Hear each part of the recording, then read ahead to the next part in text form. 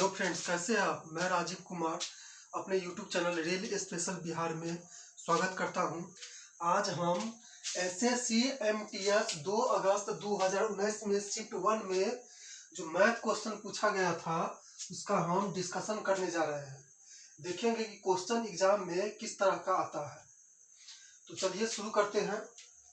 देखिए, पहला क्वेश्चन है, एक आदमी पी से सुबह 6 बजे निकलती है और उसी दिन दोपहर 2 बजे क्यू पहुंचता है। एक अन्य व्यक्ति सुबह 8 बजे क्यू छोड़ता है और उसी दिन दोपहर 3 बजे पी पहुंचता है। तो दोनों किस समय पर मिलते हैं। अब देखिए, क्वेश्चन में बोल रहा है, मान लीजिए एक स्थान पी है और दूसरा स्थान क्या है। मान लीजिए यहाँ पर लिखिए, मान लीजिए यहाँ पर एक स्थान P है, यहाँ पर दूसरा स्थान Q है। अब दोनों के बीच की दूरी हम नहीं जानते हैं। दोनों के पहले एक बार क्वेश्चन आराम से समझ लीजिए। इस तरह का क्वेश्चन चाहे रेलवे हो, चाहे एसएससी जीडी हो, कोई भी कॉम्पिटिटिव एग्जाम हो, उसमें पूछा जाता है। अब देखिए, P और Q के बीच का दूरी कितना है इसके बारे में हमको नहीं मालूम है, लेकिन इतना मालूम है कि दो आदमी है। पहला आदमी और दूसरा आदमी, सेकेंड आदमी, फर्स्ट आदमी और सेकेंड आदमी। अब देख लीजिए, पहला आदमी जो है 6 बजे निकलता है और उसी दिन दोपहर 2 बजे क्यू के पास पहुंच जाता है। पी से निकलता है और क्यू के पास पहुंच जाता है। तो देखिए, उसको पी से क्यू तक जाने में कितना समय लगा। अब जोड़ लीजिए, 6 बजे निकलता है और दोपहर 2 बजे पहुंच जाता है। तो इधर 6 प्लस 2 टोटल 8 घंटा लगा उसको जाने में। टोटल 8 घंटा लगा। टाइम कितना लगा, टाइम देख लीजिए, टाइम यहां पर हो गया 8 घंटा।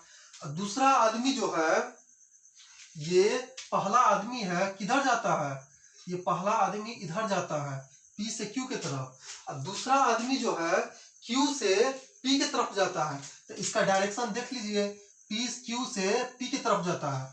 और दूसरा आदमी कितने बजे निकलता है, दूसरा आदमी सुबह 8 बजे निकलता है और दोपहर 3 बजे P के पास पहुंच जाता है।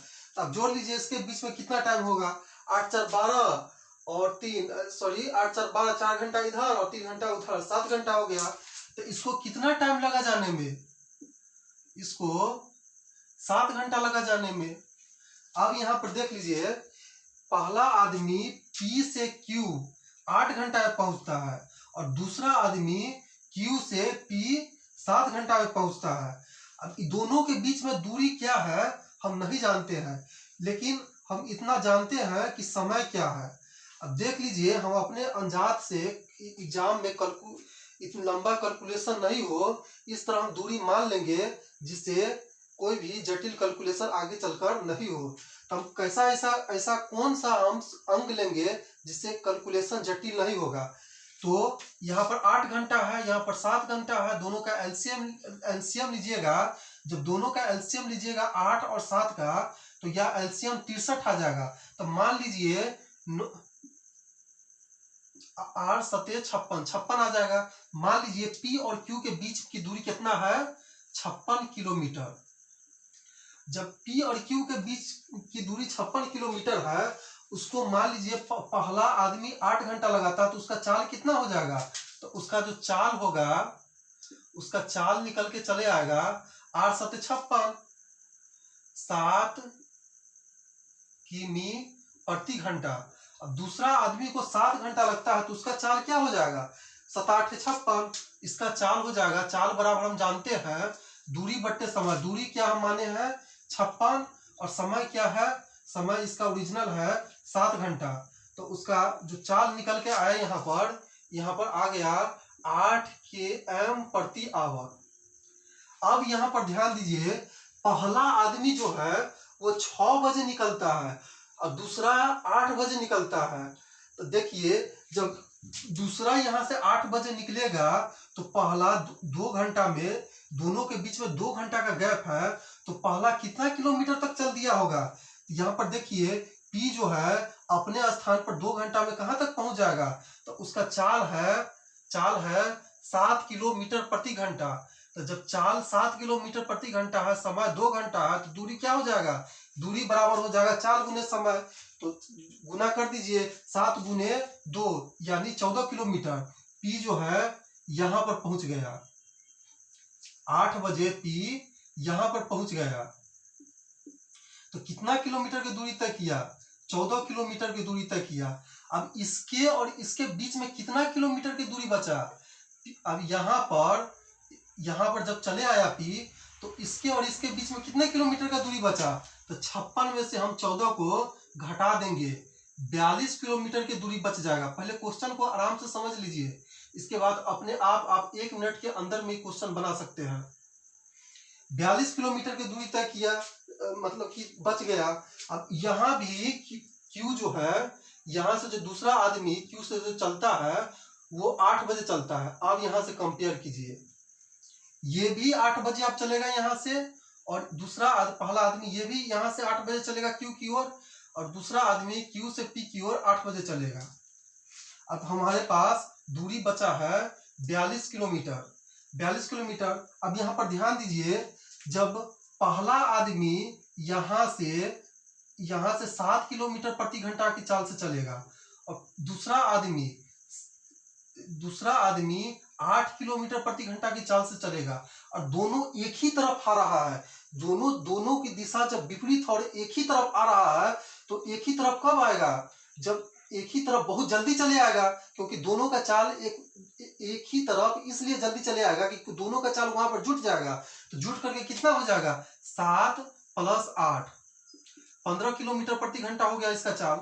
अब देख लीजिए, जब दोनों मिल करके यहाँ पर पहला आदमी और दूसरा आदमी दोनों मिलकर एक दूसरे की तरफ जब आ रहा है, तो टोटल चाल कितना हो जाएगा? 15 किलोमीटर प्रति घंटा के चाल। हमको 42 किलोमीटर तय करना है, तो यहाँ पर इस 42 किलोमीटर के लिए इसका चाल हो गया 15 किलोमीटर। तो हमको कितना समय लगेगा? तो टाइम निकाल लेंगे हम। टाइम बराबर क्या होता है? दूरी बटे चाल। दूरी क्या है? 42 किलोमीटर बचा है, और चाल क्या है? 15 किलोमीटर घंटा। अब इसको सॉल्व कर दीजिए। जब हम 3 से काटेंगे तो 14 हो जाएगा, 3 से काटेंगे तो 5 हो जाएगा। बराबर यहाँ हम लिख सकते हैं 14/5 यानी 2.4/5। अब देख लीजिए, ये जो समय जो निकल के आया है ये घंटा में है। 2 घंटा 2.4/5 घंटा है। अब देख लीजिए, ये भी घंटा और ये भी घंटा। अब 4/5 को हमको मिनट में बदलने के लिए 60 से गुना करना पड़ेगा। जब हम इसको 60 से गुना करेंगे तो सॉल्व करिए, काटेंगे तो 12 हो जाएगा, यहाँ पर आ जाएगा 48 मिनट। अब देखिए, यहाँ से जब पहला आदमी चला और यहाँ से क्यू से जब दूसरा आदमी चला, तो दोनों 2 घंटा 48 मिनट पर एक दूसरे से मिलेगा। 2 घंटा 48 मिनट पर एक दूसरे से मिलेगा। तो क्वेश्चन कर रहा है, तो दोनों किस समय मिलते हैं? अब देख लीजिए, हमसे समय पूछ रहा है, हमसे ये नहीं पूछ रहा है कि कितना घंटा लगा रहा है मिलने में। हमसे पूछ रहा है कि कौन सा समय पर मिलेगा। अब देखिए, यहाँ पर इसको कैलकुलेशन करके हम 8 घंटा से शुरू किए थे, और ये 8 बजे से शुरू किए थे, और ये भी दूसरा आदमी 8 बजे चल रहा है। तो हम क्या करेंगे? तो दोनों किस समय मिलते हैं? तो मिलने का समय क्या हो जाएगा? मिलने का समय हो जाएगा 8 में हम 2 घंटा 48, ऐसे लिखिए, यहाँ पर नहीं है अगर मिनट, तो यहाँ पर 00 लिख दीजिए। 2 घंटा 48 मिनट हम जोड़ देंगे तो कितना हो जाएगा? 10 बजकर यानी 10:48 में सुबह का समय है, तो 12 बजे से पहले का समय है, तो AM हो जाएगा। 10:48 मिनट पर एक दूसरे से मिलेगा। आपका तीसरा आंसर हो जाएगा। सर, इस तरह का क्वेश्चन आप पहले आराम से समझ लीजिए। एक बार आप समझ लीजिएगा, और बार बार जब क्वेश्चन रिपीट होगा तो आपके मेमोरी में फिट हो जाएगा। एक बार तो एग्जाम में इस तरह का क्वेश्चन आपसे नहीं छूटेगा। चलिए नेक्स्ट प्रश्न देखते हैं।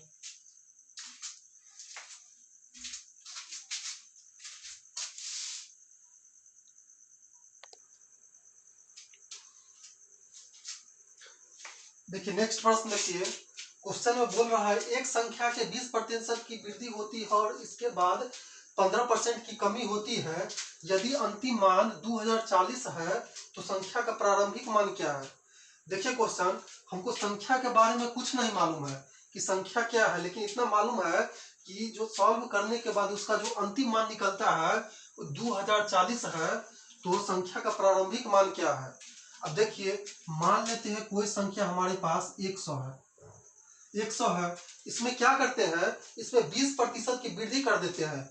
जब इसमें हम 20% की वृद्धि करेंगे तो बढ़कर कितना हो जाएगा, 100 का 120%। 100 का 120% बराबर हो जाएगा 100 गुने 120 बटे 100। 100 से 100 कट जाएगा, बढ़ जाएगा 120।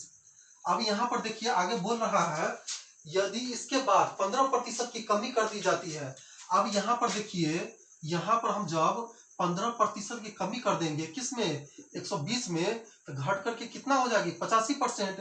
देखिए कोई भी संख्या को अगर हम किसी भी संख्या से कंपेयर नहीं करें तो वह संख्या हमेशा 100% होता है।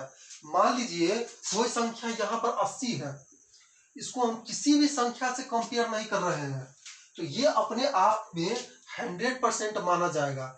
अगर बोलेगा कि इस संख्या में 20% की कमी कर दे तो क्या हो जाएगा, तो 100 में 20% की कमी कर देंगे, यानी इस संख्या में 20% की कमी करके हम 80% के बराबर, यानी 80 के 80 बटे 100 लिख करके इसको सॉल्व करेंगे। अब देख लीजिए कोई भी संख्या आप मान लीजिए अगर वह स्वतंत्र है तो वह अपने आप में 100% के बराबर होता है, अगर किसी से कंपेयर नहीं करे तो। यहाँ पर देखिए 120 को हम किसी से कंपेयर नहीं कर रहे हैं। 120 100 से 20% बढ़ के 120 हो गया। अब बोल रहा है यहाँ से 15% घट करके 85 हो जाएगा। तो ये संख्या अकेला में क्या है, ये संख्या अकेला में 100% बन गया है। अब 100 में से 85% 15% को हम घटा देंगे तो 85% के बराबर बच जाएगा। अब देखिए जब हम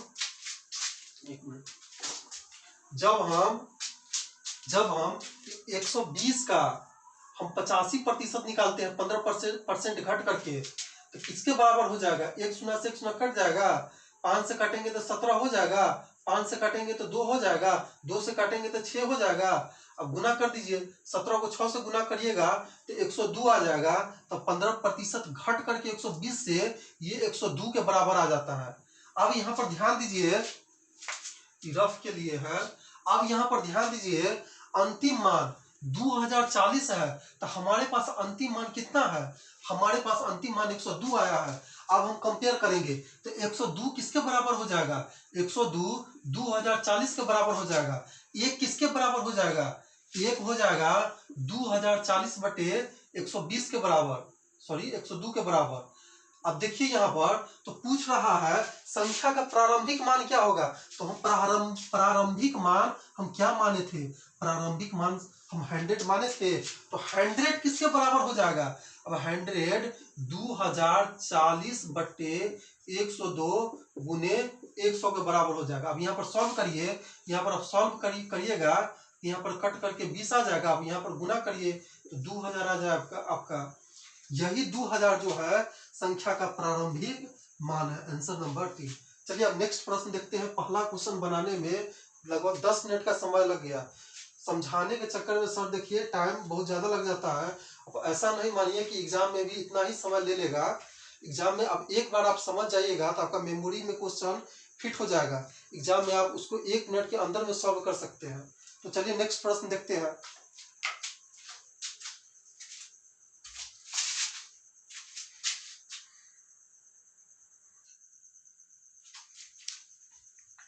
चलिए नेक्स्ट प्रश्न देखिए। क्वेश्चन में बोल रहा है 10% और 15% की दो क्रमिक छूट के बराबर एकल छूट क्या है। अब देखिए क्वेश्चन बोल रहा है हम किसी भी वस्तु पर 10% एक बार छूट दिए, फिर दूसरा बार फिर 15% छूट दिए। तो ये छूट जब हम उस वस्तु पर एक बार देते हैं तो किसके बराबर होता है, कितने परसेंट के बराबर होता है। अब यहाँ पर देखिए इसके लिए बहुत सारा फार्मूला है, लेकिन हम फार्मूला न कभी याद किए हैं न ही आपको कहेंगे याद करने के लिए। अब क्वेश्चन को समझिए। मान लेते हैं संख्या के बारे में हमको नहीं मालूम है, 100 मान लेते हैं। मान लीजिए संख्या 100 है, संख्या 100 है। इस पर क्या किए, इस पर 10% का छूट, 10% का छूट दे दिए। जब 10% का छूट दे दिए, बोलते हैं जब कोई भी संख्या स्वतंत्र अवस्था में रहता है तो उसको हम 100% मान लेते हैं। 100 जो है ये एक नंबर है, ये अपने आप में स्वतंत्र है, इसलिए हम इसको 100% मान लेते हैं। अब 100 में हम 10% छूट दे दिए तो अब हमको कितना रुपया हमको वापस मिलेगा। हम किसी ग्राहक को कोई सामान पर बोले चलिए आपको हम 10% छूट दे देते हैं, तो ग्राहक हमको कितना रुपया वापस करेगा, कितना उस सामान का वैल्यू हमको देगा, तो वो 90% देगा ना। 10% तो घट गया 100 में से, तो यहाँ पर हो जाएगा 100 का 90%। अब देखिए ये जो 90% होगा ये अब स्वतंत्र अवस्था में इसका मूल्य हो गया। अब देखिए इसके बाद क्या बोला है, फिर 10% छूट देने के बाद बोलता है कि नहीं 15% अब और दीजिए आप छूट। बोला ठीक है दे देते हैं। तो ये जो हो, ये जो अब क्या हुआ, ये अपने आप में ये अब 100% बन गया। ये जो है अपने आप में 100% बन गया। जब 100% बन गया तो इस पर 15% की छूट दे दिए। 15% की छूट दे दिए तो ग्राहक फिर हमको कितना पैसा हमको देगा, हमको इसका 85% देगा ना। 15% तो हम इस पर छूट दे दिए। अब देखिए यहाँ पर 85% हमको जब मिलेगा तो कितना मिलेगा, 85% जब हमको मिलेगा तो कितना मिलेगा। अब देख लीजिए 100 गुने 90/100 गुने 85/100। अब यहाँ पर कैलकुलेशन आप करिए, कैलकुलेशन करिएगा तो 100 से 100 कट जाएगा, 1 0 से 1 0 कट जाएगा, 5 से काटिएगा तो यहाँ पर 17 हो जाएगा, 17 × 5 = 85 होता है, 5 से काटिएगा तो 2 हो जाएगा। अब यहाँ पर आप सॉल्व कीजिए, यहाँ पर होता है 17 नमा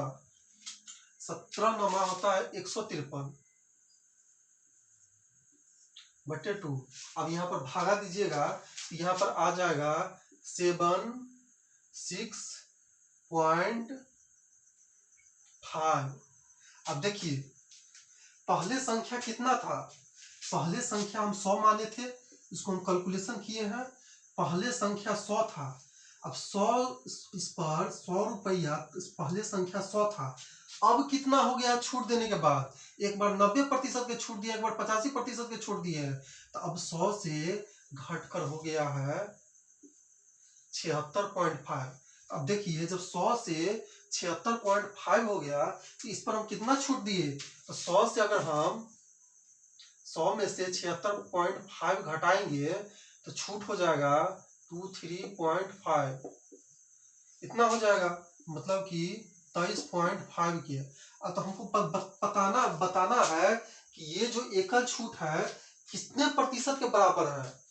तो 23 पॉइंट छूट हमको मिला, लेकिन किस पर मिला, कौन सी संख्या पर हमको छूट मिला, 76.5 पर तो नहीं ना मिला हमको, हमको तो 100 पर मिला ना। ये जो छूट जो है हमको 100 पर मिला, तो हम 100 को नीचे लिख देंगे। अब प्रतिशत में बदलने के लिए हम किसी भी संख्या में 100 से मल्टीप्लाई करते हैं। जब 100 से हम इसको मल्टीप्लाई करेंगे, अब देख लीजिए 100 से 100 कट जाएगा तो कितना हो जाएगा 23.5%। ये आपका आंसर हो गया। अब चलिए अब नेक्स्ट प्रश्न देखते हैं।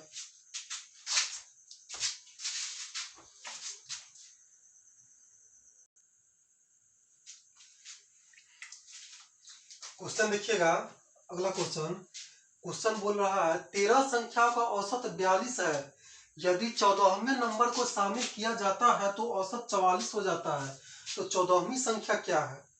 अब यहाँ पर देखिए 13 संख्याओं का औसत कितना है, 42 है। जब हम इस संख्या में 14वीं संख्या ऐड करते हैं, 14वीं संख्या, ये 13 संख्या है।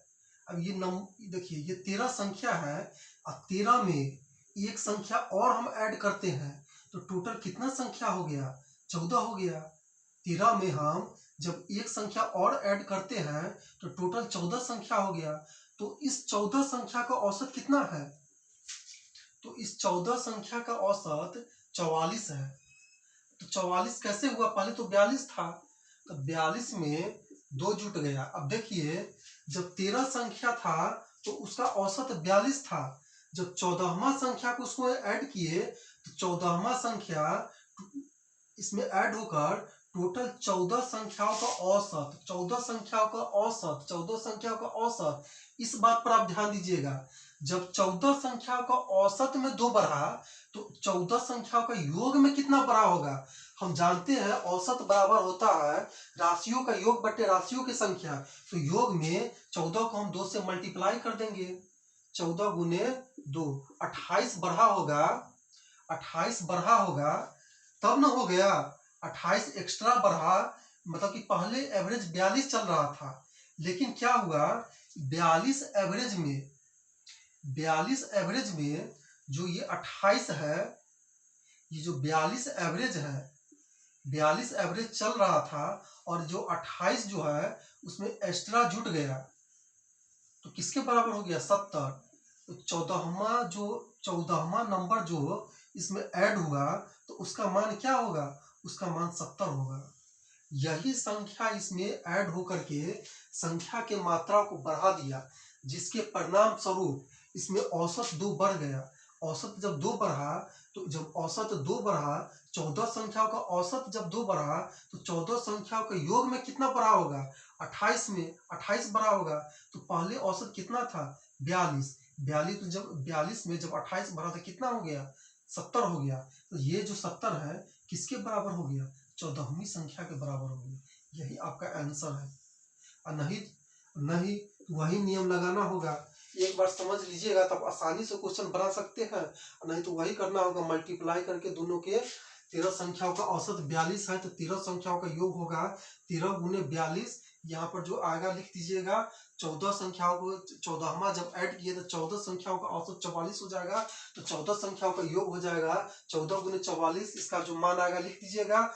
तो निश्चित ही 14 गुने 44 का मान ज्यादा आएगा, इसमें से 13 गुने 42 का मान घटा दीजिएगा, जो मान आएगा वही आपका 14वीं संख्या का मान हो जाएगा। इसमें क्या होता है कैलकुलेशन ज्यादा हो जाता है। अब इसमें एक बार समझ लीजिएगा तब आसानी से बना सकते हैं।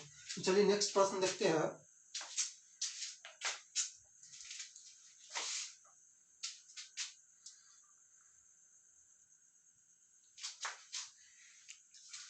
देखिए अगला प्रश्न देखते हैं। यदि एक सही परिपत्र शंकु के आधार का त्रिज्या और एक गोले की आधार की त्रिज्या r के बराबर है, यदि गोले और शंकु का आयतन समान है तो शंकु की ऊंचाई ज्ञात कीजिए। देखिए ये क्वेश्चन में गोले और शंकु के बारे में कंपेयर करके बता रहा है। अब देखिए यहाँ पर ये शंकु है, ये क्या है, ये शंकु है, और ये क्या है, गोला है। क्वेश्चन में बोल रहा है कि दोनों की आधार की त्रिज्या बराबर है, जितना शंकु की त्रिज्या है उतना ही गोला की त्रिज्या है। मान लेते हैं शंकु की त्रिज्या यहाँ पर r है तो गोला की भी त्रिज्या r होगा। अब आगे बोल रहा है यदि गोला और शंकु का आयतन समान है तो शंकु की ऊंचाई ज्ञात कीजिए। अब देखिए जितना इसका आयतन होगा उतना ही इसका आयतन है, जितना मतलब कि इसका आयतन है उतना ही इसका भी आयतन है। अगर मान लीजिए अगर शंकु को हम पलट लेते हैं, अगर शंकु को इस तरह हम हाथ में पलट लेते हैं, जैसे हम टोपी होता है गुंबद के आकार का, उसी तरह हम पलट लेते हैं, उसमें जितना हम पानी डालते हैं उतना ही पानी इस गोला में भी समाहित होगा। कहने का मतलब जितना पानी इसमें अगर आ जाएगा उतना ही पानी गोला में समाहित हो जाएगा, मतलब दोनों का आयतन बराबर हो जाएगा। तो हमको क्या निकालना है, शंकु का हमको शंकु का ऊंचाई निकालना है। शंकु की ऊंचाई कितना है मान लेते हैं। अब देखिए जब दोनों का आयतन बराबर है तो शंकु का आयतन कितना होता है, शंकु का आयतन होता है 1/3 पाई r स्क्वायर h। अब गोला का आयतन कितना होता है, गोला का आयतन होता है 4/3 पाई r क्यूब। अब यहाँ पर देखिए तो क्या निकलना है, शंकु की ऊंचाई निकलना है। एक मिनट,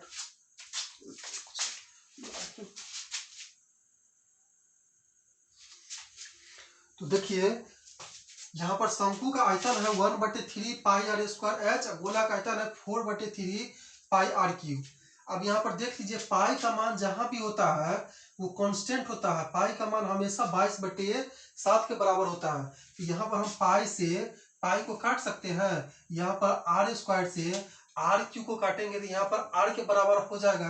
कैसे होगा, आर स्क्वायर को हम आर गुने आर लिख सकते हैं और आर क्यू के आर गुने आर लिख सकते हैं। ये आर से आर कट जाएगा, ये आर से आर कट जाएगा।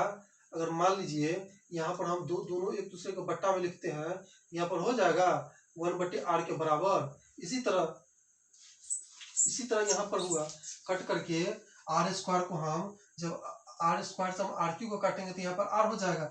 अब देख लीजिए यहाँ पर हम क्रॉस मल्टीप्लिकेशन करेंगे, यहाँ पर उल्टा गुना होता है, ये 3 इधर चले आएगा और ये 3 इधर चले आएगा। इससे अच्छा हम नीचे में ही इसको काट कर समाप्त कर देते हैं। तो इधर देखिए इधर h बच गया, h बच गया किसके बराबर, यहाँ पर 4 है और यहाँ पर r है, 4r के बराबर बच गया।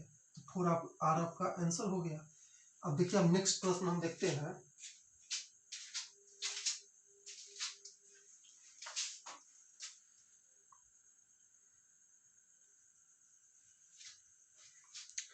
चलिए नेक्स्ट प्रश्न देखते हैं।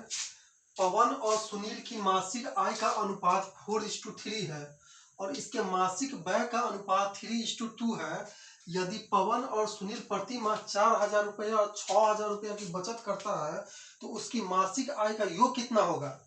अब देख लीजिए हमको पहले मासिक आय उसको पता नहीं है, मासिक आय पता नहीं है, लेकिन अनुपात में मासिक आय जो होता है नहीं पता है, लेकिन उसका जो अनुपात है दिया हुआ है।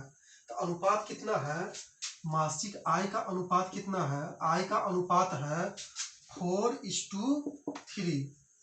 अब यहाँ पर देख लीजिए उसका जो खर्चा हो रहा है मतलब व्यय, उसका अनुपात कितना है दोनों का, ये पवन का हो गया और ये सुनील का हो गया।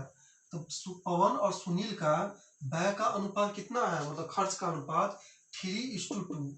अब यहाँ पर देखिए 4:2 3:2 ये कोई डिफिनिट नंबर नहीं है जो उसको हम, ये अनडिफिनिट है। देखिए 4:3 है तो इसको कुछ भी हम मान सकते हैं, 400:300 मान सकते हैं, 4,000:30,000 4,000:3,000 मान सकते हैं, व्यय का अनुपात 3,000:2,000 मान सकते हैं, चाहे इसको 500 से गुना करिएगा तो 1,500:1,000 मान सकते हैं। तो हम ऐसा संख्या मानेंगे जिससे इसका कैलकुलेशन आसानी से हो जाए। अब देख लीजिए हमको कुछ नहीं पता है कि यहाँ पर हम 4x मान लेते हैं और इसका 3x मान लेते हैं। 4:3 उसको अगर हम x से मल्टीप्लाई करेंगे तो यहाँ पर 4x हो जाएगा और यहाँ पर 3x हो जाएगा। अब व्यय अलग होता है, खर्च इसका आमदनी हो गया 4:3 और खर्चा हम देखेंगे तो खर्चा 3:2 है। तो इसको हम मान सकते हैं 3y:2y। अब देखिए यहाँ पर जब इसका आय 4x है पवन का और खर्चा कितना है व्यय 3y के बराबर है, तो बचत कितना होगा, तो बचत होगा, अब यहाँ पर देख लीजिए बचत हो जाएगा 4x माइनस 3y। किसका बचत है, तो ये पवन का बचत है। अब देख लीजिए यहाँ पर पवन का बचत किसके बराबर दिया हुआ है, 4,000 के बराबर, 4,000 के बराबर दिया हुआ है। इसको समीकरण नंबर फर्स्ट मान लीजिए। अब देख लीजिए यहाँ पर आइएगा तो सुनील का आय देखिएगा, सुनील का आय कितना है 3x और सुनील का व्यय कितना है मतलब खर्चा कितना है 2y। तो अब सुनील कितना बचा पाता है, ये जो 3x है माइनस 2y है किसके बराबर है, यहाँ पर क्वेश्चन बोल रहा है 6,000 के बराबर है। अब इसको सॉल्व करिए। अब क्या करना है, हमको आय निकालना है। तो आय को हम x माने हैं तो हम x का मान यहाँ से हमको निकालना है, तो हमको y को हटाना है। y को हटाने के लिए हमको यहाँ पर जो 3y है और यहाँ पर 2y है, ये दोनों को बराबर करेंगे और बराबर करने के लिए दोनों को अलग अलग कौन सी संख्या से मल्टीप्लाई करेंगे। तो यहाँ पर देखिए यहाँ पर हम अगर 3y को 2 से मल्टीप्लाई करते हैं और यहाँ पर 2y को 3 से मल्टीप्लाई करते हैं तो ये दोनों बराबर हो जाएगा, 6 हो जाएगा। अब यहाँ पर सॉल्व करिएगा, यहाँ पर सॉल्व करिएगा तो यहाँ पर हो जाएगा 4।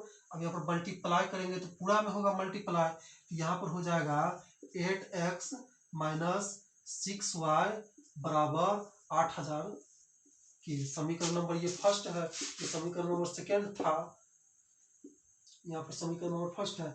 और यहाँ पर मल्टीप्लाई करेंगे तो यहाँ पर हो जाएगा 9x माइनस 6y बराबर 18000 की। समीकरण नंबर 2 था। अब देख लीजिए, जब हम पहला समीकरण में से दूसरा समीकरण को घटाएंगे तो इसका नीचे वाला का साइन पलट जाता है। यहाँ पर कुछ नहीं दिया हुआ है तो इसके मतलब इसके पीछे आगे प्लस का साइन छिपा हुआ है। जब इसका साइन उलट जाएगा घटाएंगे तो प्लस से क्या हो जाएगा, यहाँ पर माइनस हो जाएगा। यहाँ पर माइनस है तो प्लस हो जाएगा। अब यहाँ पर प्लस का साइन छिपा हुआ है तो यहाँ पर माइनस हो जाएगा। अब इसको सॉल्व करिएगा तो यहाँ पर देख लीजिए, अब ये साइन का कोई वैल्यू नहीं रह गया माइनस का, अब ये प्लस का वैल्यू है। तो माइनस 6y और प्लस 6y आपस में कट जाएगा। अब यहाँ पर देखिएगा, यहाँ पर 8x में से 9x को घटाइएगा तो माइनस x हो जाएगा। किसके बराबर हो जाएगा, माइनस। अगर यहाँ पर देख लीजिए 8000 में से माइनस 18000 को घटाइएगा तो माइनस 10000 आ जाएगा। माइनस से माइनस काट सकते हैं तो x किसके बराबर हो गया, x हो गया 10000 के बराबर। जब x 10000 के बराबर आ गया तो यहाँ पर देख, यहाँ पर बोल रहा है क्वेश्चन में मासिक आय का योग क्या होगा, दोनों के मासिक आय का योग। अब देखिए, पवन का मासिक आय 4x था और सुनील का 3x था। दोनों का योग हो 4x प्लस 3x, दोनों का योग 7x होता है। यही हो जाएगा दोनों का मासिक आय का योग। तो x किसके बराबर है, x 10000 के बराबर निकला है। यहाँ पर 10000 से मल्टीप्लाई कर देंगे तो टोटल जो हो जाएगा दोनों के आयों का अनुपात 70000 के बराबर हो जाएगा। Option number 2। तो देख लिया आप किस तरह का क्वेश्चन पूछा जाता है। अब यहाँ पर SSC MTS जो 2 अगस्त 2019 से फर्स्ट शिफ्ट में जो मैथ का क्वेश्चन पूछा गया था, उसमें से कुछ क्वेश्चन आपका बच गया है। उसके लिए हम सेकेंड पार्ट लेकर आएंगे। तो आज के लिए इतना ही, नेक्स्ट वीडियो में मिलते हैं।